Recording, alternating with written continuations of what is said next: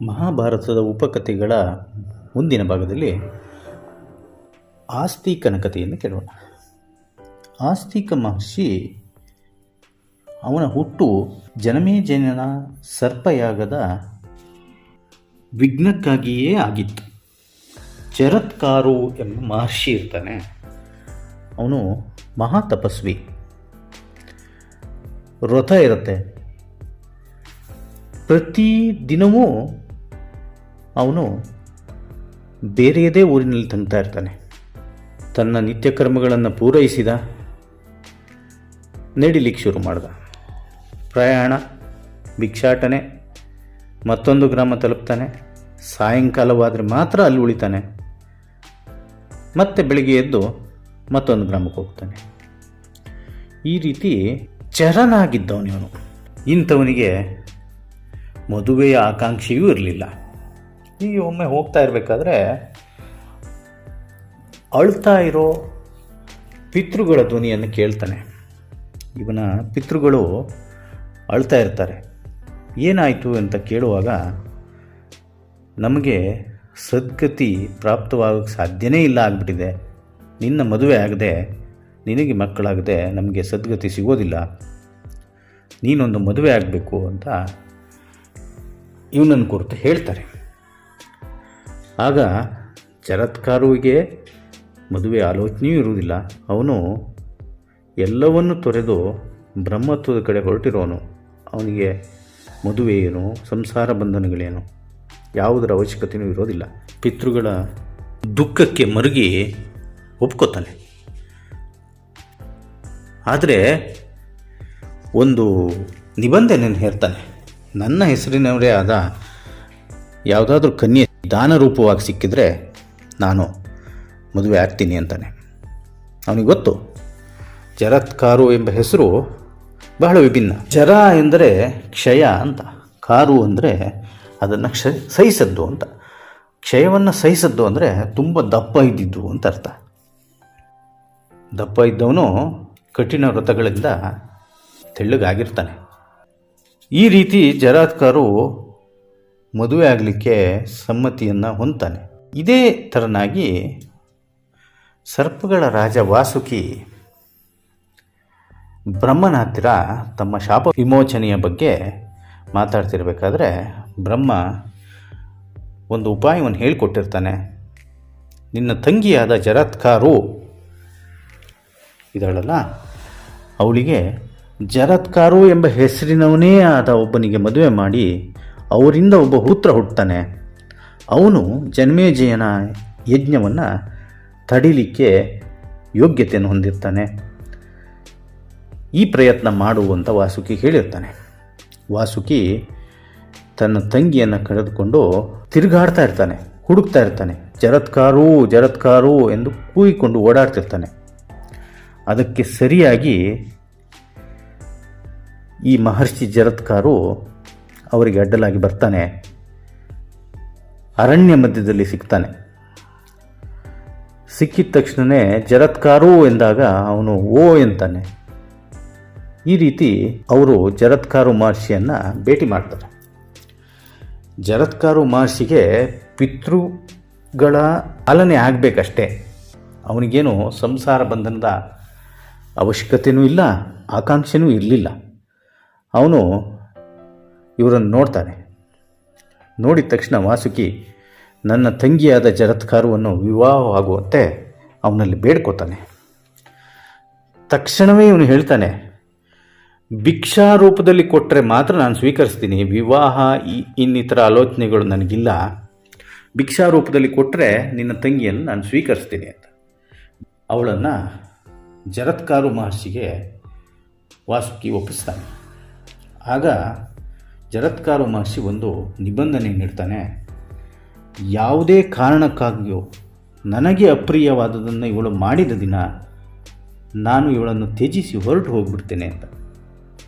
ನೋಡಿ, ಇಂಥ ನಿಬಂಧನೆ ಇದ್ದರೂ ವಾಸುಕಿ ತನ್ನ ನಾಗಕುಲದ ಉದ್ಧಾರಕ್ಕಾಗಿ ತನ್ನ ತಂಗಿಯನ್ನು ಇವನಿಗೆ ಒಪ್ಪಿಸಿ ಹೊರಟು ಬಿಡ್ತಾನೆ. ಜರತ್ಕಾರು ಮಹರ್ಷಿಗೆ ಈ ಸಂಸಾರ ಬಂಧನದಿಂದ ಹೇಗೆ ಮುಕ್ತನಾಗಬಹುದು ಎಂಬುದೇ ಆಲೋಚನೆ ಆಗಿರುತ್ತೆ. ಹೀಗೆ ಅವರ ಸಂಸಾರ ನಡೀತಾ ಇರುತ್ತೆ. ಜರತ್ಕಾರು ಸರ್ಪ ಅವಳು ಗರ್ಭವತಿ ಆಗ್ತಾಳೆ. ಹೀಗೆ ನಡೀತಿರ್ಬೇಕಾದ್ರೆ ಅಪ್ರಿಯವಾದದ್ದು ಯಾವಾಗ ನಡೆಯುತ್ತೆ ಅಂತ ಕಾಯ್ತಾ ಇರ್ತಾನೆ ಜರತ್ಕಾರು ಮಹರ್ಷಿ. ಅವನಿಗೆ ಮದುವೆಯ ಯಾವ ಆಕಾಂಕ್ಷೆಗಳು ಇರೋದಿಲ್ಲ. ಒಂದು ದಿನ ಜರತ್ಕಾರು ಮಹರ್ಷಿ ಮಧ್ಯಾಹ್ನದ ಮೇಲೆ ಮಲಗಿರ್ತಾನೆ. ಒಲ್ಲದ ಗಂಡನಿಗೆ ಮೊಸರಲ್ಲಿ ಕಲ್ಲು ಅಂತ ಒಂದು ಗಾದೆ ಇದೆ. ಅದೇ ರೀತಿ ಇವರ ಸಂಸಾರ. ಮಲಗಿದಂಥ ಸಮಯದಲ್ಲಿ ಸೂರ್ಯಾಸ್ತವಾಗುವ ಸಮಯ ಆಗುತ್ತೆ. ಪತ್ನಿ ಜರತ್ಕಾರು ಅವಳಿಗೆ ಉಭಯ ಸಂಕಟ. ಗಂಡನನ್ನು ಎಬ್ಬಿಸದೇ ಇದ್ದರೆ ಸೂರ್ಯಾಸ್ತಮಾನವಾಗಿ ಹೋಗುತ್ತೆ, ಅವನ ಸಂಧ್ಯಾ ವಂದನೆಯ ಕಾರ್ಯಕ್ರಮಗಳಿಗೆ ಲೋಪವಾಗುತ್ತೆ. ಎಬ್ಬಿಸಿದರೆ ನಿದ್ರೆ ಹಾಳು ಮಾಡಿದ ಸಿಟ್ಟಿಗೆ ಗುರಿ ಆಗ್ತಾಳೆ. ಏನು ಮಾಡಬೇಕು? ಎಬ್ಬಿಸಿಬಿಡ್ತಾಳೆ. ಎಬ್ಬಿಸಿದ ತಕ್ಷಣ ಕೋಪಗೊಂಡ ಮುನಿ ಇವಳನ್ನು ತ್ಯಜಿಸಿ ಹೊರಟು ಬಿಡ್ತಾನೆ. ವ್ಯಾಸರು ಒಂದು ಅದ್ಭುತವಾದ ಶಬ್ದವನ್ನು ಬಳಸ್ತಾರೆ ಇಲ್ಲಿ. ಜರತ್ಕಾರು ತನ್ನ ಪತಿಯ ಸೇವೆಯಲ್ಲಿ ಶ್ವೇತಕಾಕೀಯವಾಗಿ ತೊಡಗಿದ್ಲು ಅಂತ. ಏನಿದು ಶ್ವೇತಕಾಕೀಯ? ಶ್ವ ಅಂದರೆ ನಾಯಿ ಅಂತ. ನಾಯಿಯಂತೆ ಪತಿಯ ಸೇವೆಯಲ್ಲಿ ಸದಾ ಜಾಗರೂಕಲಾಗಿದ್ಲು. ಏತ ಅಂದರೆ ಜಿಂಕೆ ಅಂತ. ಗಂಡನ ಸಮೀಪದಲ್ಲಿ ಸದಾ ಬೀತಳಾಗಿರ್ತಾ ಇದ್ಲು. ಕಾಕ ಅಂದರೆ ಕಾಗೆ ಅಂತ. ಕಾಗೆಗೆ ಮುಂದೆ ಆಗುವುದರ ಅರಿವು ಇರುತ್ತೆ ಅಂತ. ಹಾಗಾಗಿ ಗಂಡನಿಗೆ ಮುಂದೆ ಏನು ಬೇಕಾಗುತ್ತೆ ಅದಕ್ಕಾಗಿ ತಯಾರಿ ಮಾಡಿ ಇಟ್ಕೊಂಡಿರ್ತಿದ್ಲು ಅಂತ. ಈ ರೀತಿ ಶ್ವೇತಕಾಕೀಯ ಅಂತ ನೋಡಿ, ಒಂದು ಒಳ್ಳೆಯ ಶಬ್ದ. ವ್ಯಾಸರು ಬಳಸ್ತಾರೆ ಇದನ್ನು.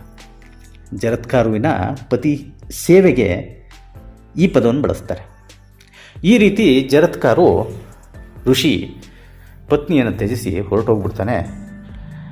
ಅವಳ ಗರ್ಭದಲ್ಲಿ ತುಂಬ ಪ್ರಭೆಯುಳ್ಳ ಯಜ್ಞೇಶ್ವರನಿಗೆ ಸಮಾನವಾದ ಒಂದು ಶಿಶು ಹುಟ್ಟುತ್ತೆ. ಈ ಶಿಶುವಿಗೆ ಆಸ್ತಿಕ ಅಂತ ಹೆಸರಿಡ್ತಾರೆ. ಯಾಕಂದರೆ ಅವನು ಗರ್ಭಸ್ಥನಾಗಿದ್ದಾಗಲೇ ಜರತ್ಕಾರು ಮಹರ್ಷಿ ಅಸ್ಥಿ ಅಂದಿರ್ತಾನೆ. ಅಂದರೆ ನಿನ್ನ ಗರ್ಭದಲ್ಲಿ ಯಜ್ಞೇಶ್ವರನಿಗೆ ಸಮಾನವಾದ ತುಂಬ ಸತ್ವಗುಣ ಸಂಪನ್ನನಾದ ಒಬ್ಬ ಬಾಲಕ ಇದ್ದಾನೆ, ಹಾಗಾಗಿ ಅಸ್ಥಿ ಅಂದಿದ್ದಾನೆ ಅನ್ನೋದಕ್ಕಾಗಿ ಇವನಿಗೆ ಆಸ್ತಿಕ ಅಂತ ಹೆಸರಿಡ್ತಾರೆ. ಇವನು ಬಾಲಕನಾಗಿದ್ದಾಗಲೇ ಮಹಾಬುದ್ಧಿವಂತನಾಗಿರ್ತಾನೆ, ಪ್ರಜ್ಞಾವಂತನೂ ಆಗಿರ್ತಾನೆ. ವಾಸುಕಿಯ ಮನೆಯಲ್ಲೇ ಇರ್ತಾನೆ, ಸರ್ಪಗಳ ಮನೆಯಲ್ಲೇ ಇರ್ತಾನೆ. ಇವನಿಂದ ತಾಯಿ ಕೊಟ್ಟ ಶಾಪದ ವಿಮೋಚನೆ ಆಗುತ್ತೆ ಅನ್ನೋ ಖುಷಿಯಲ್ಲಿ ನಾಗಗಳು ಇವನನ್ನು ತುಂಬ ಚೆನ್ನಾಗಿ ನೋಡ್ಕೋತವೆ. ಇತ್ತ ಜನಮೇಜಯ ಪ್ರಾಪ್ತವಯಸ್ಕನಾಗಿದ್ದ ಕಾಶಿರಾಜನಾದ ಸುವರ್ಣವರ್ಮನಲ್ಲಿಗೆ ಹೋಗಿ ಅವಳ ಮಗಳಾದ ಉಪಷ್ಟಮಿಯನ್ನು ಮದುವೆ ಆಗ್ತಾನೆ. ಈ ರೀತಿ ಮದುವೆ ಆದವನು ಆಸ್ಥಾನದಲ್ಲಿ ಉತ್ತಂಕನಿಂದ ತನ್ನ ತಂದೆಗಾದ ದುರ್ಗತಿಯ ಕಥೆಯನ್ನು ಕೇಳಿದ ಮೇಲೆ ಸರ್ಪಯಾಗವನ್ನು ಮಾಡೋದಾಗಿ ಪ್ರತಿಜ್ಞೆ ಮಾಡ್ತಾನೆ. ಸರ್ಪಗಳ ನಾಶಕ್ಕೆ ತಯಾರಾಗ್ತಾನೆ. ಈ ರೀತಿ ಜನಮೇಜಯನ ಯಜ್ಞ ಶುರು ಮಾಡಲಿಕ್ಕೆ ಬ್ರಾಹ್ಮಣೋತ್ತಮರೆಲ್ಲ ಸೇರಿರ್ತಾರೆ. ಪುರೋಹಿತರುಗಳಲ್ಲಿ ಶಿಲ್ಪಶಾಸ್ತ್ರವನ್ನು ತಿಳಿದ ಸ್ಥಪತಿ ಯಾಗಮಂಟಪವನ್ನು ನಿರ್ಮಾಣ ಮಾಡ್ತಾ ಇರ್ತಾನೆ. ಯಾಗಮಂಟಪದ ನಿರ್ಮಾಣ ನಂತರ ಅವನು ಹೇಳ್ತಾನೆ, ನಿರ್ಮಿಸಲ್ಪಟ್ಟ ಯಾಗಮಂಟಪದಲ್ಲಿ ಬರ್ತಿರುವ ಸೂಚನೆ ನೋಡಿದ್ರೆ ಒಬ್ಬ ಬ್ರಾಹ್ಮಣನಿಂದಲೇ ಈ ಯಾಗ ನಿಂತು ಹೋಗೋ ಥರ ಇದೆ ಅಂತಾನೆ. ಅದನ್ನು ಜನಮೇಜಯನಿಗೆ ಹೇಳ್ತಾನೆ. ಜನಮೇಜಯ ಕೂಡಲೇ ಅವರಿಗೆ ಹೇಳ್ತಾನೆ, ಈ ಯಾಗ ಪ್ರಾರಂಭವಾದ ಮೇಲೆ ಒಳಗಡೆ ಯಾರನ್ನೂ ಬಿಡಕೂಡ್ದು, ಬ್ರಾಹ್ಮಣರನ್ನೂ ಸೇರಿ. ಈ ರೀತಿ ಹೇಳಿದ ಮೇಲೆ ಸರ್ಪಯಾಗ ಶುರುವಾಗುತ್ತೆ. ಸರ್ಪಯಾಗ ಶುರುವಾದ ಮೇಲೆ ಋತ್ವಿಜರು ಸ್ವಾಹಾಕಾರದಲ್ಲಿ ಬಲಿಯನ್ನು ಕೊಡಲು ಶುರು ಮಾಡ್ತಾರೆ ಅಗ್ನಿಗೆ. ನಾಗಗಳು ತಂಡೋಪತಂಡವಾಗಿ ಬಂದು ಲಕ್ಷಾಂತರ ಸಂಖ್ಯೆಯಲ್ಲಿ ಅಗ್ನಿಗೆ ಬೀಳಲಿಕ್ಕೆ ಶುರುವಾಗ್ತವೆ. ಅವುಗಳ ಕೂಗು, ಮೊರೆ, ವಿಷ ಆ ಯಜ್ಞಕುಂಡದ ಸುತ್ತಮುತ್ತ ಒಂದು ವಿಚಿತ್ರ ವಾತಾವರಣವನ್ನು ನಿರ್ಮಾಣ ಮಾಡಿಬಿಡುತ್ತೆ. ನಾಗಗಳು ಲಕ್ಷೋಪಲಕ್ಷವಾಗಿ ಬೀಳ್ತಾ ಇದ್ದಾವೆ. ಮುಖ್ಯವಾಗಿ ಈ ಯಜ್ಞ ನಡೀತಿರೋದೇ ತಕ್ಷಕನ ಸಂಹಾರಕ್ಕೆ. ಜನಮೇಜಯ ತಕ್ಷಕನ ಮೇಲಿದ್ದ ಸಿಟ್ಟಿಗೆ, ತನ್ನ ತಂದೆಯ ನಾಶಕ್ಕೆ ಕಾರಣ ಆದ ಸಿಟ್ಟಿಗೆ ಮಾಡ್ತಾ ಇದ್ದ ಯಾಗ ಆಗಿರುತ್ತೆ. ಈ ತಕ್ಷಕ ಏನು ಮಾಡ್ತಾನೆ, ನೇರವಾಗಿ ದೇವಲೋಕಕ್ಕೆ ಹೋಗ್ತಾನೆ. ದೇವೇಂದ್ರನಲ್ಲಿ ನಡೆದಿದ್ದೆಲ್ಲವನ್ನೂ ಹೇಳ್ಕೊತಾನೆ, ನನಗೆ ರಕ್ಷಣೆ ಕೊಡುವಂತಾನೆ. ದೇವೇಂದ್ರ ಹೇಳ್ತಾನೆ, ಯಾವ ಕಾರಣಕ್ಕೂ ನಾಗಕುಲ ನಾಶ ಆಗಬಾರ್ದು, ನನ್ನ ಅರಮನೆಯಲ್ಲಿ ನೀನಿರುವ ತನಕ ನಿನಗೆ ಯಾವುದೇ ತೊಂದರೆ ಆಗೋದಿಲ್ಲ. ಆಗ ತಕ್ಷಕ ದೇವೇಂದ್ರನ ಉತ್ತರೀಯದಲ್ಲಿ ಅಡಗ್ಕೋತಾನೆ. ವಾಸುಕಿಗೆ ಯಾಗದ ಉರಿ ತಡೆಯೋಕ್ಕಾಗ್ತಾ ಇಲ್ಲ. ಮಂತ್ರಘೋಷಗಳಿಂದ ತಾನೂ ಹೋಗಿ ಯಜ್ಞಕುಂಡದಲ್ಲಿ ಬೀಳಬೇಕು ಅನ್ನೋ ಅಷ್ಟು ಸೆಳೆತ ಉಂಟಾಗ್ತಾ ಇದೆ. ಎಲ್ಲ ನಾಗಗಳು ಬೀಳ್ತಾ ಇದ್ದಾವೆ. ಇನ್ನೇನು ಈ ಯಜ್ಞ ಮುಂದುವರೆದು ಬಿಟ್ಟರೆ ಮುಗದೇ ಹೋಯಿತು, ನಾಗಕುಲದ ಅಂತ್ಯ ಆಗಿಬಿಡುತ್ತೆ ಅಂತ ತನ್ನ ತಂಗಿ ಜರತ್ಕಾರವನ್ನು ಕರಿತಾನೆ. ಕರೆದುಬಿಟ್ಟು, ಆಸ್ತಿಕ ಹುಟ್ಟಿರೋದೇ ಇದಕ್ಕಾಗಿ, ಈ ಯಜ್ಞವನ್ನು ನಿಲ್ಲಿಸೋಕೆ, ದಯವಿಟ್ಟು ಅವನ್ನ ಕಳಿಸ್ಕೊಡು, ಜನಮೇಜಯ ಯಜ್ಞದತ್ತ ಕಳಿಸ್ಕೊಡು ಅಂತ. ತಕ್ಷಣ ಜರತ್ಕಾರು ಆಸ್ತಿಕನನ್ನು ಕರೆದು ಅವನ ಹುಟ್ಟಿನ ರಹಸ್ಯ, ತಾನು ಮಾಡಿದ ತ್ಯಾಗ ಎಲ್ಲವನ್ನೂ ವಿವರಿಸ್ತಾಳೆ. ಆಸ್ತಿಕನಿಗೆ ತನ್ನ ಮಾವಂದಿರ ಕುಲದ ಏಳ್ಗೆಗಾಗಿ ತಾನು ಹೊರಡಬೇಕು ಅಂತ ಗೊತ್ತಾಗುತ್ತೆ. ತಕ್ಷಣವೇ ಹೊರಡ್ತಾನೆ. ಜನಮೇಜಯನ ಯಜ್ಞಶಾಲೆಯತ್ತ ಧಾವಿಸ್ತಾನೆ. ಯಜ್ಞ ಮಂಟಪದ ಮುಂದೆ ನಿಂತು ಜನಮೇಜಯನ ಹೊಗಳಿಕೆಯನ್ನು ಶುರು ಮಾಡ್ತಾನೆ. ಅಲ್ಲಿರುವ ಋತ್ವಿಜರ ಹೊಗಳಿಕೆಯನ್ನು ಮಾಡ್ತಾನೆ. ಆಸ್ತಿಕ ಏರು ಧ್ವನಿಯಲ್ಲಿ ಮಾಡ್ತಾ ಇದ್ದ ಹೊಗಳಿಕೆ ಎಲ್ಲರಿಗೂ ಭಾಳ ಸಂತೋಷವನ್ನು ಕೊಡುತ್ತೆ. ಎಲ್ಲರಿಗೂ ಮಂಗಳವಾಗಲಿ ಅಂತಾನೆ. ವರುಣ ಮಾಡಿದ ಯಾಗಕ್ಕಿಂತ, ಗಯನು ಮಾಡಿದ ಯಾಗಕ್ಕಿಂತ, ಕುಬೇರನು ಮಾಡಿದ ಯಾಗಕ್ಕಿಂತಲೂ ನಿನ್ನ ಯಾಗ ಬಹಳ ಶ್ರೇಷ್ಠವಾದುದು ಜನಮೇಜಯ ಅಂತ ಹೊಗಳ್ತಾನೆ. ಹೊಗಳಿಕೆಗೆ ಬಗ್ಗದವ್ರು ಯಾರಿದ್ದಾರೆ? ಜನಮೇಜಯ ತಕ್ಷಣ ಎದ್ದು ಬಂದು ಆ ಬಾಲಕನಾದ ಆಸ್ತಿಕನಿಗೆ ಹೇಳ್ತಾನೆ, ಭಾಳ ಸಂತೋಷವಾಯಿತು, ಎಷ್ಟು ಚೆನ್ನಾಗಿ ಹೊಗಳ್ತೀಯ ನೀನು, ಭಾಳ ಸಂತೋಷ ಆಯಿತು, ಏನು ಬೇಕು ಕೇಳು ಅಂಥೇಳಿ ಅವನಿಗೆ ವರವನ್ನು ಕೊಡಲು ಮುಂದುವರಿತಾನೆ. ಆಗ ಯಜ್ಞದ ಹೋತೃಗಳು, ಇದು ಸರಿಯಲ್ಲ ರಾಜ, ಇನ್ನೂ ತಕ್ಷಕ ಯಜ್ಞೇಶ್ವರನಿಗೆ ಆಹುತಿಯಾಗಲು ಬಂದಿಲ್ಲ ಅಂತ ಎಚ್ಚರಿಸ್ತಾರೆ ರಾಜಂಗೆ. ಆಗ ಜನಮೇಜಯ ಅವರಿಗೆ ಹೇಳ್ತಾನೆ, ಹೇಗಾದರೂ ಮಾಡಿ ತಕ್ಷಕನನ್ನು ಕರೆಸಿ, ಏನು ಮಾಡ್ತಿರೋ ಗೊತ್ತಿಲ್ಲ, ತಕ್ಷಕ ಬೇಕು, ತಕ್ಷಕನ ಅಂತ್ಯ ಆಗಬೇಕು, ಅದಕ್ಕಾಗೇ ಮಾಡಿರೋ ಯಾಗ ಇದು. ಆಗ ಹೋತೃಗಳಿಗೆ ಗೊತ್ತಾಗುತ್ತೆ ತಕ್ಷಕ ಇಂದ್ರನ ಉತ್ತರೀಯವನ್ನು ಸೇರಿಕೊಂಡಿದ್ದಾನೆ ಅಂತ. ಹೋತೃವಿಗೆ ಇದು ಜ್ಞಾತವಾದೊಡನೆ ತಕ್ಷಣವೇ ಹೇಳ್ತಾನ, ಇಂದ್ರನು ಇಂತಹ ತಕ್ಷಕನಿಗೆ ಆಶ್ರಯ ಕೊಟ್ಟಿದ್ದೇ ಆದರೆ ಇಂದ್ರ ಸಹಿತವಾಗೇ ಆಗ್ಬಿಡ್ಲಿ ಈ ಯಾಗ. ಸಹೇಂದ್ರಂ ತಕ್ಷಕಂ ಹೋಷ್ಯಾಮಿ ಸ್ವಾಹ ಅಂತ ಮಂತ್ರ ಹೇಳ್ತಾ ಅಗ್ನಿಯಲ್ಲಿ ಆಜ್ಯವನ್ನು ಹೋಮ ಮಾಡ್ತಾನೆ ಹೋತೃ. ಹಾಗೆ ಮಾಡಿದ ತಕ್ಷಣವೇ ಇಂದ್ರನ ಸಹಿತವಾಗಿ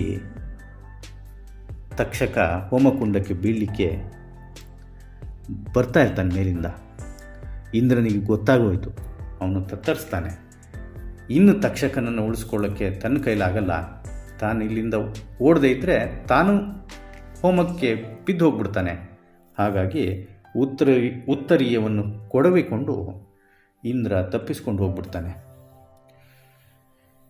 ಇಂದ್ರ ಹೋದ ತಕ್ಷಣವೇ ತಕ್ಷಕ ಅಧೋಮುಖನಾಗಿ ಹೋಮದ ಕುಂಡೊಳಗೆ ಬೀಳ್ತಾ ಇರ್ತಾನೆ.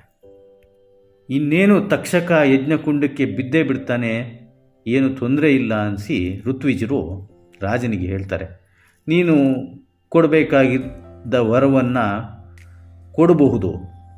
ಇನ್ನೇನು ಮುಗಿತಾ ಬಂತು ಹೋಮ, ಇನ್ನೇನು ತಕ್ಷಕ ಬಿದ್ದೇ ಬಿಡ್ತಾನೆ ಅಂತ ಅಂತಾರೆ. ಆಗ ಜನಮೇಜಯ ಆಸ್ತಿಕನ ಹತ್ರ ಬಂದು ಏನು ಬೇಕು ಕೇಳು ಅಂತಾನೆ. ಆಗ ಆಸ್ತಿಕ ಇನ್ನು ಯಾವುದೇ ಸರ್ಪ ಈ ಹೋಮಕುಂಡದಲ್ಲಿ ಬೀಳಕೂಡುದು ಅನ್ನೋ ವರ ಕೇಳಿಬಿಡ್ತಾನೆ.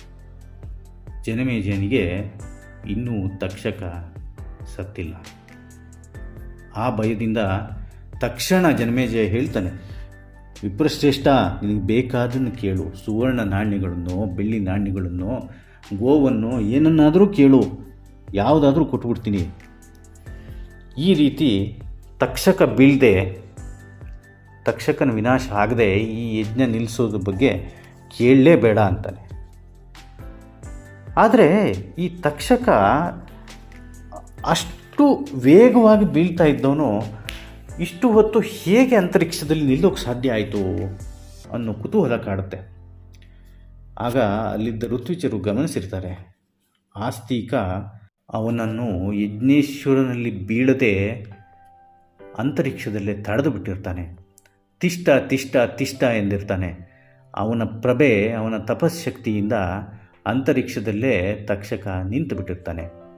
ಹಾಗಾಗಿ ಅವನು ಇನ್ನೂ ಬಿದ್ದಿರೋದಿಲ್ಲ. ಆದರೆ ಆಸ್ತಿಕ ಈ ಯಜ್ಞವನ್ನು ಅನ್ನು ಉಳಿದು ಇನ್ನೇನೂ ಬೇಡ ನನಗೆ ಅಂದುಬಿಡ್ತಾನೆ. ಅಲ್ಲಿಗೆ ಯಜ್ಞ ಪರಿಸಮಾಪ್ತಿ ಮಾಡಲೇಬೇಕಾಗತ್ತೆ. ತಕ್ಷಕ ಸಾಯೋದಿಲ್ಲ. ಭಾಳಷ್ಟು ಸರ್ಪಗಳು ಸತ್ತೋಗ್ತವೆ. ನೋಡಿ, ಒಂದು ಕುಲದಲ್ಲಿ ಈ ರೀತಿಯಾದವರು ಹುಟ್ಟುಬಿಟ್ರೆ ಕುಲನಾಶಕ್ಕೆ ಕಾರಣವಾಗ್ತಾರೆ. ಅವನು ಮಾಡಿದ ಕಪಟ ಕರ್ಮಗಳು ಅವನ ಕುಲವನ್ನು ನಾಶ ಮಾಡಿದ್ವು, ಆದರೆ ಅವನನ್ನು ನಾಶ ಮಾಡಲಿಕ್ಕಾಗಲಿಲ್ಲ. ಜನಮೇಜಯನ ಯಾಗ ಅರ್ಧದಲ್ಲಿ ನಿಲ್ಲುವ ಸರಮೆಯ ಶಾಪ ಈಗ ನೆರವೇರಿತು. ಅವನ ಯಾಗದ ಪರಮರಕ್ಷ ತಕ್ಷಕನ ಮರಣವಾಗಿತ್ತು. ಅದಾಗೋದಿಲ್ಲ. ಆಸ್ತಿಕ ಅಡ್ಡ ನಿಲ್ತಾನೆ. ಈ ರೀತಿ ಆಸ್ತಿಕ ಜನಮೇಜಯನ ಯಾಗವನ್ನು ನಿಲ್ಲಿಸ್ತಾನೆ. ಆಸ್ತಿಕನಿಂದ ಕಾಪಾಡಲ್ಪಟ್ಟ ಸರ್ಪಗಳು ಆಸ್ತಿಕನಿಗೆ ವರವನ್ನು ನೀಡ್ತವೆ. ಇನ್ನು ಮುಂದೆ ಯಾವುದೇ ಮಾನವನಾಗಲಿ, ಯಾವುದೇ ಪ್ರಾಣಿಯಾಗಲಿ ಆಸ್ತಿಕನ ಹೆಸರನ್ನು ಹೇಳಿದರೆ ನಾವು ಅವರನ್ನು ಕಚ್ಚುವುದಿಲ್ಲ ಅಂತ ಹೇಳಿ ವರ ಕೊಡ್ತವೆ. ಇವತ್ತಿಗೂ ಭಾಳಷ್ಟು ಕಡೆ ಸರ್ಪಗಳು ಬಂದಾಗ ಆಸ್ತಿಕನ ನಾಮಸ್ಮರಣೆ ಮಾಡುವುದು ಒಂದು ವಾಡಿಕೆಯಾಗಿದೆ.